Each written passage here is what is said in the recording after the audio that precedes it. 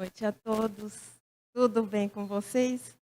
Eu estou muito feliz por estar aqui para compartilharmos as nossas experiências e reflexões acerca da espiritualidade no mundo moderno. Eu gosto muito de ouvir as histórias de vida daquelas pessoas que são mais avançadas ou adiantadas cronologicamente do que eu. E lembro de certa vez de uma conversa que tive com a minha avó em meados da década de 90. E ela me disse assim, que se ela pudesse escolher, ela gostaria de nascer nos dias de hoje, porque na sua época era tudo muito difícil. O fogão era a lenha. Além do trabalho de colocar aquelas madeiras pesadas no forno, aquele calor que vinha a hora que acendia, o ferro à brasa, e quando escapava aquela fagulha de cinza numa roupa branca, o serviço todo era perdido, a água potável era de poço, e aí todo aquele esforço para extrair a água, não havia máquina de lavar, então para uma roupa ficar bem lavada, precisava bater. Existiam os batedouros e quando a roupa era clara, precisava coarar. E aí eu fiquei pensando, do ano que ela nasceu para os dias de hoje, nós temos um espaço de tempo de mais ou menos 100 anos, um século. Já faz 13 anos que ela retornou à pátria espiritual. E eu fiquei pensando nesses 100 anos, o quanto nós progredimos, o quanto nós caminhamos e avançamos. E constatamos algumas coisas interessantes. Tivemos um grande progresso intelectual. A nossa inteligência se desenvolveu, o nosso raciocínio se aprimorou, o nosso aprendizado também acompanhou. Surgiram grandes pensadores, filósofos, grandes cientistas, grandes pesquisadores. E com isso, o que aconteceu? Nós também tivemos um progresso da ciência, um progresso da tecnologia. A medicina descobriu a cura para diversas doenças. Pesquisadores desenvolveram diversas tecnologias. Tecnologias essas todas utilizadas em nosso favor. E surgiram os eletrodomésticos que facilitaram as nossas atividades diárias, e aquela atividade que nós demorávamos horas para fazer, com uma boa programação, um eletrodoméstico faz sozinho. E com essa tecnologia veio também a facilidade do acesso à informação. E a internet contribuiu muito para isso. Nós temos acessos a livros, a trabalhos, a estudos, num clique de um teclado. Nós também, através dessas diversas tecnologias, estamos o quê? Conectados com o mundo, com pessoas que estão em outros continentes. Nós sabemos de tudo o que acontece em questão de segundos. Nós podemos compartilhar experiências, acompanhar trabalhos, sejam eles profissionais, religiosos, voluntários, etc. Tudo sem sair de casa.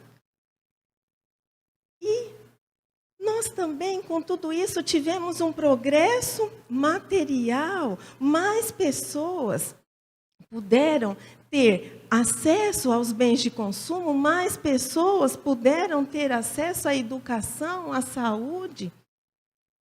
E a sociedade, como se comportou nesses 100 anos? A sociedade também mudou.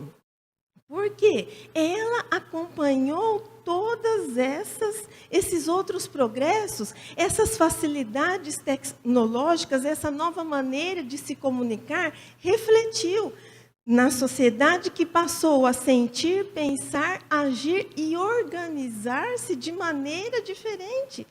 E na sociedade também tivemos muitas conquistas. As mulheres, por exemplo, conquistando cada vez mais o seu espaço. Nós também tivemos uma maior liberdade de expressão, um olhar mais abrangente para as divergências, libertamos-nos de alguns preconceitos ou de algumas crenças limitantes. No campo das leis também, tivemos diversas e inúmeras leis de proteção aos direitos sociais, ao trabalho, políticas de inclusão das minorias na sociedade. A preocupação com os animais, com o meio ambiente. Nossa, quanta coisa boa. Mas, entre tanto progresso e evolução, quando nós chegamos na análise do progresso moral, nós encontramos certas fragilidades. Progredimos moralmente? Sim.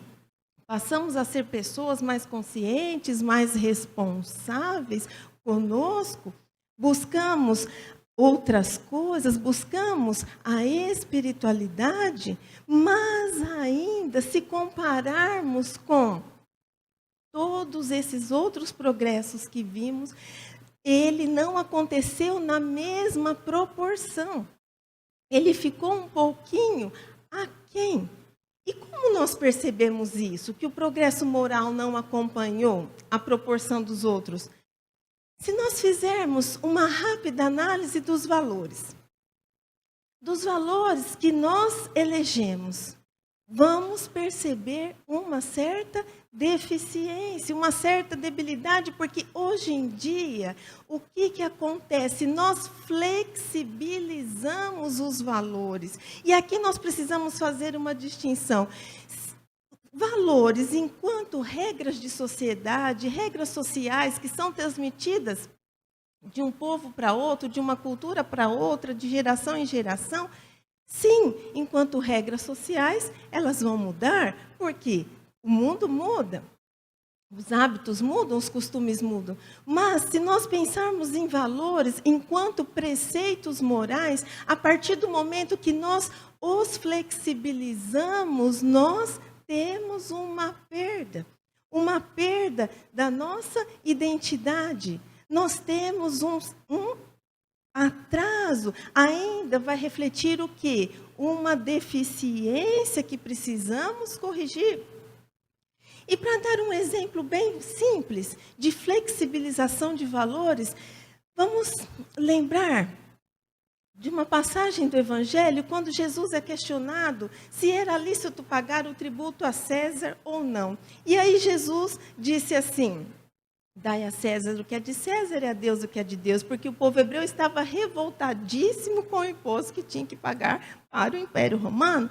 Mas aí, se nós fizermos essa reflexão no dia de hoje, e quando vamos fazer a declaração do imposto de renda, que temos até terça-feira para entregar, e quando vamos alimentando os dados e aqueles numerozinhos ali do imposto a pagar vai aumentando, nós nos revoltamos ou não? E aí nós pensamos, nossa, eu pago tudo isso por ano, esse tanto que eu pago por ano, multiplicado por X anos, dá para eu comprar um carro. Eu já pago imposto demais. Então, eu vou comprar um recibo de uma despesa médica, para eu não ter que pagar mais nada, porque eu já pago, eu não estou fazendo nada demais. Flexibilização de valores. É devido, está na lei, nós temos que pagar imposto. Se não pagarmos, o que nós estamos fazendo? Sonegando. Onde está a nossa ética? Flexibilização de valores, e assim flexibilizamos tantas coisas. Flexibilizamos o respeito, flexibilizamos a atenção, flexibilizamos tudo, porque colocamos o nosso egoísmo e o nosso interesse pessoal sempre à frente.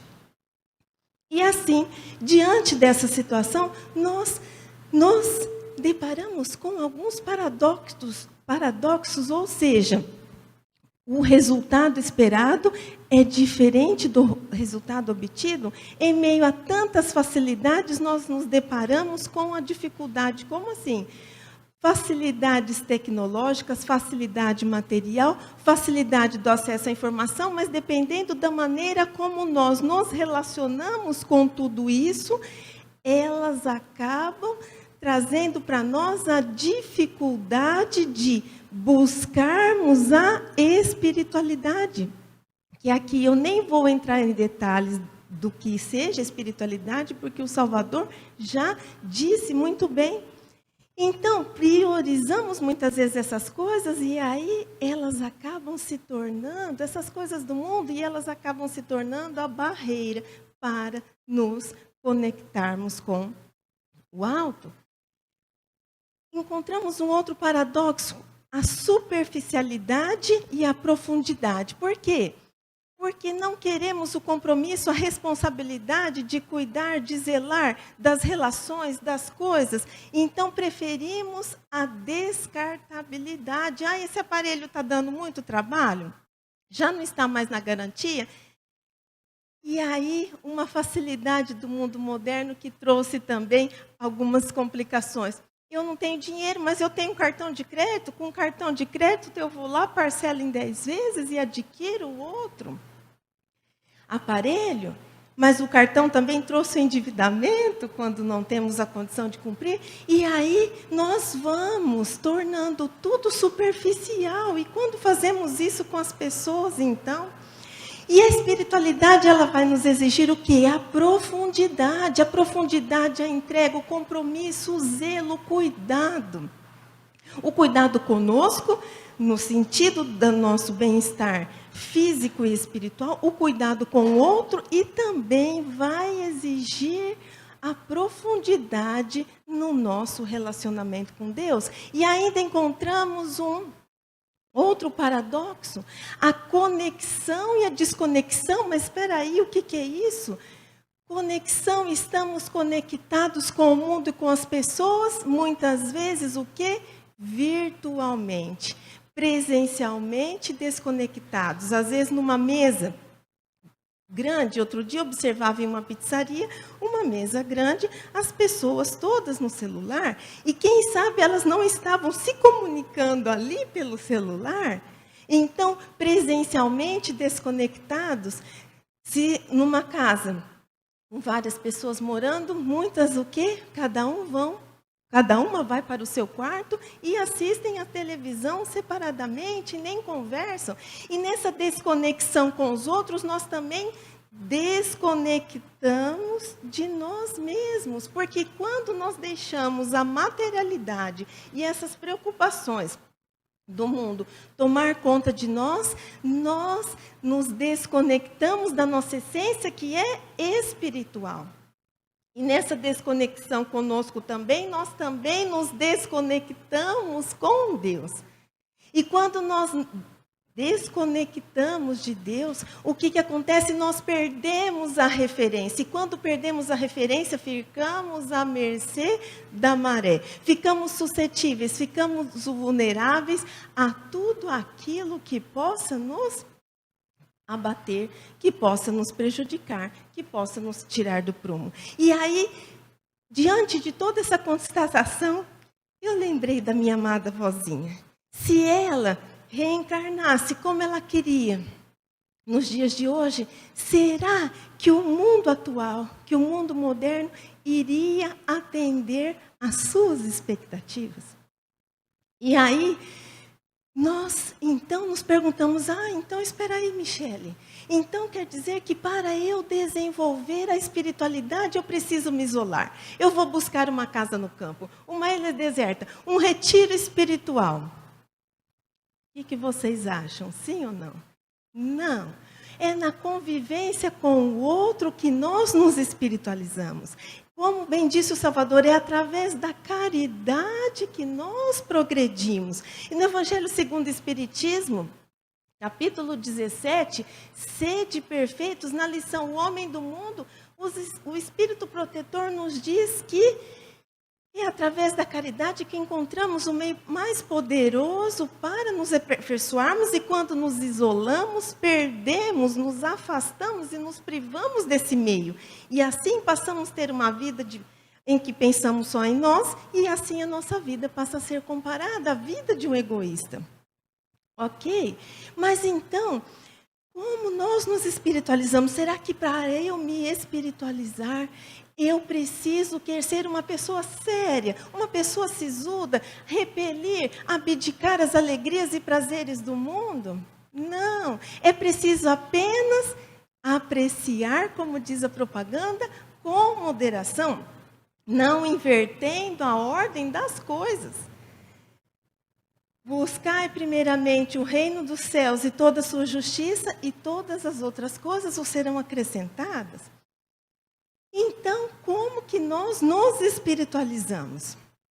Quando nós escolhemos, quando nós nos conscientizamos, quando nós despertamos para a essência divina que existe em nós. E aí, vamos num trabalho de imersão para dentro de si, para resgatar essa espiritualidade e fazer com que ela germine, cresça e dê frutos. E ao mesmo tempo nós buscamos o quê? Quando nos reconhecemos com uma essência divina, nos reconhecemos filhos do Criador. E todo filho quer o quê? O aconchego, o cuidado, o zelo do Pai. E assim nós fazemos um movimento também de ascensão, de aproximação para os braços do Pai. Podemos dizer, romanticamente assim, que espiritualidade é o caminho de volta para os braços do Pai. E assim nós vamos perceber que não existe tecnologia no mundo, que não existe viagem no mundo, que não existe prazer no mundo, que não existe meio material do mundo que se compare, que é capaz de trazer a alegria, a sensação de sentir o amor de Deus nos envolvendo.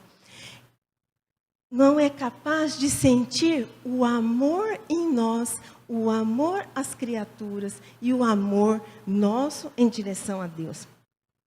Despertar para a espiritualidade é saber que entre espírito e matéria não há rivalidade. Existe sim uma parceria. A matéria fornece os ingredientes e o espírito escolhe a iguaria.